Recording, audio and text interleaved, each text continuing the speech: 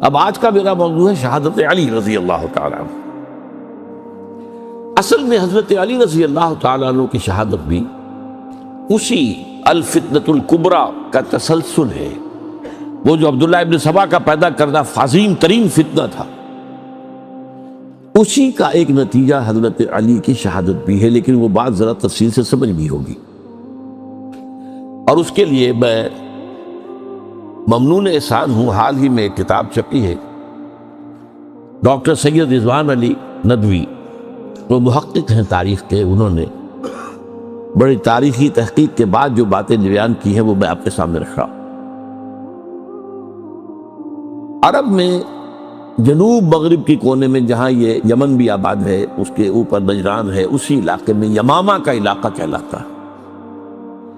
یہاں ایک قبیلہ آباد تھا، بنو تمیم۔ یہ جو لوگ تھے بڑے کرخت مزاج، جنگجو، اکھڑ، ضدی، اور جس بات کو ایک دفعہ مان لے اس پر اڑ جانے والے اور مر مٹنے والے۔ یہیں سے فتنہ پہلا اٹھا تھا، سب سے بڑا جو نئے جھوٹے نبی کھڑے ہوئے تھے ان میں سب سے بڑا تو مسیلمہ کذاب تھا، یہی تو علاقہ تھا۔ اور اس کے خلاف اس فتنے کی سرکوبی میں کتنے صحابہ، 1200 صحابہ ایک جنگ کے اندر شہید ہوئے، جن میں 500 جو ہیں وہ وفات تھے رضی اللہ تعالیٰ عنہ۔ تو یہ لوگ جو یہ تھے بڑے زوردار ہیں۔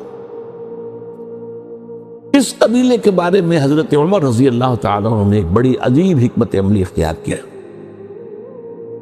ان کو وہاں سے اکھاڑ کر اور ایران کی سرحدوں پر آباد کر دیا، اب جہاں پر جہاد ہو رہا تھا،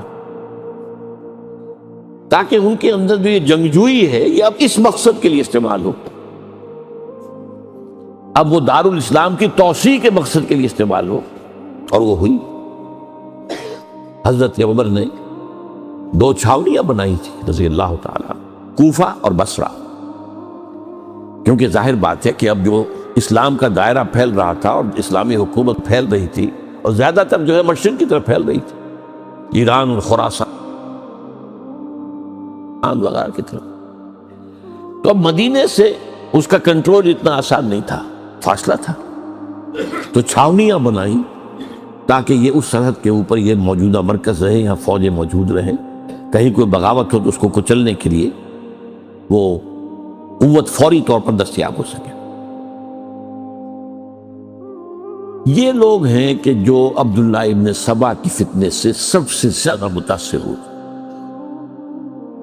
ان کی مزاج میں وہ کجی تو تھی نا، حضرت عمر بھی ان کا جو ایک مضبوط کنٹرول تھا انہیں دبائے رکھا ہے، اور ان کا رخ جو ہے ایک دوسری طرف موڑ کر اس سے اسلام کو فائدہ پہنچایا۔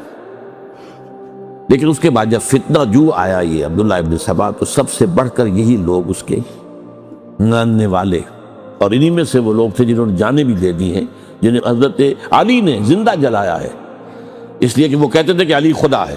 اے علی تم خدا ہو، تم ہمیں آگ میں جلا رہے ہو، یہ تو تم ہمارا امتحان لے رہے ہو۔ وَلَنَبْلُوَنَّكُمْ بِشَيْءٍ مِّنَ الْخَوْفِ وَالْجُوعِ وَنَقْصٍ مِّنَ الْأَمْوَالِ وَالْأَنفُسِ وَالثَّمَرَاتِ، اب وہ اس آیت کو اپنے اوپر منطبق کر رہے ہیں۔ تو یہ جو کرخت لوگ تھے، انہوں نے در حقیقت جو ہے عبداللہ ابن سبا کے کردار میں سب سے بڑا رول پلے کیا، اور انہی کے ہاتھ میں حضرت عثمان شہید ہوئے رضی اللہ تعالیٰ۔ اور اس کے بعد انہوں نے حضرت علی رضی اللہ تعالیٰ عنہ کو اپنے گھیرے میں لے لیا، کیونکہ انہی کی کثیر تعداد موجود تھی مدینے میں جب حضرت عثمان شہید ہوئے۔ اس کے بعد اب ظاہر بات ہے کہ کوئی نہ کوئی تو خلیفہ ہونا چاہیے تھا۔ حضرت طلحہ سے کہا گیا، انہوں نے معذرت کر لی، حضرت زبیر سے کہا گیا، انہوں نے معذرت کر لی۔ اب ظاہر بات ہے کہ حضرت علی آخر امت کو چھوڑا تو نہیں جا سکتا تھا بغیر امام کے، انہوں نے قبول کر لی، اگرچہ حضرت حسن روکتے رہے کہ ابا جان یہ ان لوگوں کی بیعت جو ہے آپ قبول نہ کیجیے۔ حضرت حسن تو ان میں سے ہے جو حضرت عثمان کے دروازے پر کھڑے تھے پہرے دار کی حیثیت سے، حسن اور حسین رضی اللہ تعالیٰ عنہ، انہیں تو معلوم تھا فتنہ جو کون لوگ ہیں۔ اس کے بعد حضرت علی رضی اللہ تعالیٰ عنہ نے اسی حکمت سے، جس حکمت کے تحت حضرت عمر نے یہ چھاؤنیاں آباد کی تھی، دارالخلافہ بھی مدینے سے کوفہ منتقل کر دیے، تاکہ پورے عالم اسلام کو کنٹرول کیا جا سکے اس مرکز کے ساتھ۔ اس کا نتیجہ یہ نکلا کہ اب گویا کہ حضرت علی کے گرد ان لوگوں کا گھیراؤ مکمل، کوفے میں یہی تو آباد تھے، کوفی یہی تو تھے، حضرت عمر نے انہیں لا کے یہاں آباد کیا تھا۔ جب حضرت علی نے کوفے کو اپنا دارالخلافہ قرار دیا تو گویا کہ ان کا پھر عمل دخل بہت بڑھ گیا۔ ایک طریقے سے یوں کہا جا سکتا ہے کہ انہوں نے اب حضرت علی رضی اللہ تعالیٰ عنہ کو اپنے محاصرے میں لے لیا۔ چنانچہ جنگ جمل کے موقع پر یہ ہوا ہے کہ صلح ہو گئی تھی، حضرت عائشہ رضی اللہ تعالیٰ عنہ کے جو نمائندے تھے اور ادھر سے حضرت علی، صلح ہو گئی تھی، طے ہو گیا تھا کہ ہاں قاتلین عثمان کو جو ہے اس کو سزا دی جائے گی، قصاص لیا جائے گا حضرت عثمان کی قتل کا۔ لیکن ان لوگوں نے 10,000 آدمی کھڑے ہو گئے کوفے کے اندر، ہم سب قاتل ہیں عثمان کے، لو قصاص ہم سے اگر لے سکتے ہو، جس کے نتیجے میں اور انہوں نے جنگ شروع کر دی۔ اور جب جنگ شروع ہو جائے تو پھر اس کے بعد تو کوئی نہیں دیکھ سکتا کیوں شروع ہوئی، کیسے شروع ہوئی، کس نے شروع کی۔ اب تو یا مارو یا مرو، دو ہی باتیں ہوتی۔ 10,000 مسلمان ایک رات میں شہید ہوئے جنگ جمل۔ اب اس کے بعد حضرت علی رضی اللہ تعالیٰ عنہ کی خلافت جو ہے حضرت امیر معاویہ نے ماننے سے انکار کر دی۔ جب تک قاتلین عثمان کو سزا نہیں دیتے ہم بیعت نہیں کریں۔ یہ نہیں کہ دعویٰ کیا ہو کہ میں خلافت کا حقدار ہوں، یہ نہیں، لیکن یہ کہ آپ کو ان کو سزا دینی چاہیے۔ اب یہ تھا وہ مخمصہ جس میں حضرت علی رضی اللہ تعالیٰ عنہ وہ فرماتے تھے جو میرا ساتھ دو تو میں ان قاتلین عثمان سے سزا جو ہے ان کو سزا دے سکتا۔ ادھر انہیں پتا تھا کہ میں سرنڈر کرتا ہوں تو مجھے علی تک تو پہنچنے کوئی نہیں دے گا، راستے میں ختم کر دیں گے رضی اللہ تعالیٰ عنہ۔ تو یہ پیچ تھا ایک جو ایسا پڑا ہے۔ اب اس میں جب حضرت معاویہ اور حضرت علی کے مابین فیصلہ کن جنگ ہوئی، جنگ صفین جسے کہتے ہیں، جس میں 70,000 مسلمان ایک دوسرے کی تلواروں، تیروں، نیزوں سے قتل ہوئے۔ اس موقع پر حضرت معاویہ کی طرف سے ایک آفر آئی، قرآن مجید کو نیزے پر اٹھا کر لوگوں نے کہا کہ یہ خونریزی بند کر دو، ہم قرآن کا فیصلہ ماننے کو تیار ہیں۔ حضرت علی دیکھ رہے تھے کہ یہ اصل میں میری فتح کو شکست سے بدلنے کا پروگرام ہے، تقریباً فتح میری ہو چکی ہے، لیکن یہ جو طبقہ تھا یہ انہوں نے کہا نہیں بڑی ٹھیک بات کہہ رہے ہیں، وہ مانیے ان کی بات، جنگ بند کی۔ انہوں نے ہی یہی لوگ تھے جنہوں نے مجبور کیا حضرت علی کو کہ وہ تحکیم پر رضامند ہو جائے۔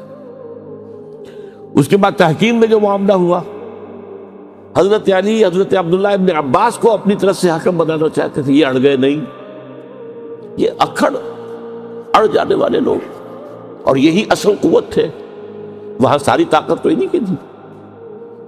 تو انہوں نے ابو موسیٰ اشعری کو اپنی طرف سے مقرر، وہ بہت نرم خو آدمی تھے، انہیں برابر۔ بہرحال جو بھی بات طے ہوئی، تاریخ کی روایتوں میں اختلاف ہو سکتا ہے، کہا یہ جاتا ہے کہ طے تو یہ ہوا تھا حکمین کے مابین، ادھر سے ابو موسیٰ اشعری، ادھر سے عمرو بن العاص رضی اللہ تعالی عنہما، کہ آپ اپنے جو کلائنٹ ہیں حضرت علی آپ انہیں معزول کر دیجئے، میں معاویہ کو معزول کر دیتا ہوں، پھر جو ہے مسلمان فیصلہ کر لیں کسی اور کی عبادت۔ انہوں نے کھڑے ہو کے کہہ دیا میں علی کو معزول کرتا ہوں، اور عمرو بن العاص نے کہا کہ میں معاویہ کو قائم کرتا ہوں۔ اب یہ ہے روایت، واللہ عالم اس میں کتنا سچ ہے کتنا جھوٹ ہے، میں کوئی مورخ نہیں ہوں، میں کوئی تاریخ کا محقق نہیں۔ اس کے بعد جو ہے اب یہ لوگ انہوں نے کہا کہ مانیے تحکیم کو، اور جب انہوں نے حضرت علی نے اس تحکیم کے فیصلے کو ماننے سے انکار کیا، باغی ہو گئے، حضرت علی کو کافر قرار دیا، اور جا کر ایک جگہ پر حرورہ ایک جگہ تھی وہاں پر جا کے جمع ہو گئے، جتھا بندی کی بہت بڑی طاقت وہاں کر انہوں نے طے کیا کہ علی بھی کافر ہو گیا، معاویہ بھی کافر ہو گیا، عمرو بن العاص بھی کافر ہو گئے، سب کافر ہیں۔ حضرت علی کی طرف سے ایک گئے سفیر ان سے بات کرنے کے لیے، تو انہوں نے کہا تم ہی نے تو کہا تھا کہ تحکیم کو تسلیم کرو، کہ ہاں ہم نے گناہ کیا تھا، کفر کیا تھا، ہم توبہ کی ہم نے۔ اگر علی بھی مان لے کہ میں نے مان کر کفر کیا تھا، اب میں توبہ کرتا ہوں، تو ہم ان کی بات مان لیں گے۔ اب حضرت علی اس طرح کا جھوٹ کیسے بولتے؟ انہوں نے تو کوئی کفر نہیں کیا تھا۔ مہاراج انہوں نے پھر بھی نرمی برتی کہ دیکھو اگر تم کوئی خونریزی نہیں کرو گے، فساد نہیں مچاؤ گے، تو میں تمہیں کچھ نہیں کہوں گا۔ لیکن وہ اپنی ان شرارتوں سے بعد نہیں آئے۔ تو پھر تیسری جو بڑی جنگ ہوئی ہے ان جنگوں میں، جنگ نہروان کہلاتی ہے، حضرت علی کی جنگ خوارج کے ساتھ، جس میں 4000 خارجی جو ہے وہ ختم۔ اور یہ بات اب آپ نوٹ کر لیجئے کہ یہ لوگ جیسا کہ اکھڑ بھی تھے لیکن اپنی بات پر ڈٹ جانے والے تھے، لیکن ساتھ ہی دیندار بھی تھے، نمازی اور روزہ دار بھی تھے۔ یہ اس طرح کے لوگ نہیں تھے کہ جو فاسق اور فاجر ہو، بس یہ مزاج کا ایک ہے، جس بات دل میں بیٹھ گئی دل اڑ گئے۔ تو یہ اصل میں انہوں نے پھر فیصلہ کیا کہ اور تو ہمارے بس میں اب کچھ نہیں ہے، ان تینوں کو قتل کر دیا جائے، علی کو بھی اور معاویہ کو بھی اور عمرو بن العاص کو بھی۔ تو ایک جگہ ان کی سازش ہوئی، 3 آدمی معین ہو گئے، ایک ہی وقت کا طے فیصلہ ہو گیا، فلاں تاریخ کو فجر کے وقت تم جاؤ، وہ تم کوفے کی جامع مسجد میں، جب علی نماز جماعت کرا رہے ہو خنجر مارو انہیں۔ اور یہ اس کا نام ابن ملجم تھا، خارجی، یہ وہی لوگ بنو تمیم کے لوگ۔ دوسرا جو تھا وہ دمشق میں حضرت معاویہ کو قتل کرنے، شہید کرنے کے لیے پہنچ گیا۔ تیسرا مصر پہنچ گیا حضرت عمرو بن العاص کو۔ اب یہ بات اللہ کی طرف سے ہے، یہ تو اس کی مشیت ہے، اس کا فیصلہ ہے۔ حضرت علی پر وار کارگر ہوا، آپ شہید ہو گئے۔ حضرت معاویہ پر وہ وار ذرا اوچھا پڑا، زخمی تو ہوئے لیکن آپ کی جان بچ گئی۔ عمرو بن العاص اس روز مسجد میں کسی معذوری کی وجہ سے، عذر کی وجہ سے فجر میں آئی نہیں سکی، لہذا حضرت علی کی شہادت ہو گئی۔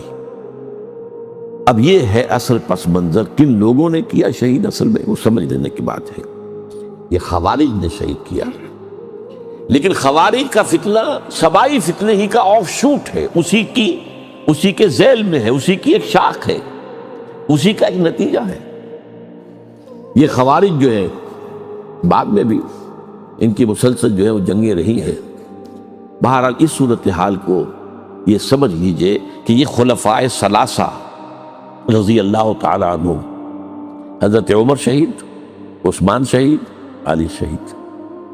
عجیب بات ہے کہ تینوں کا نام عین سے شروع ہوتا ہے، عمر عین سے، عثمان عین سے، علی عین سے، تینوں شہید ہوئے ہیں۔ لیکن یہ ہے تاریخی پس منظر۔ اب اس کے بعد میں صرف آپ کو چند اشارے دوں گا، میں نہیں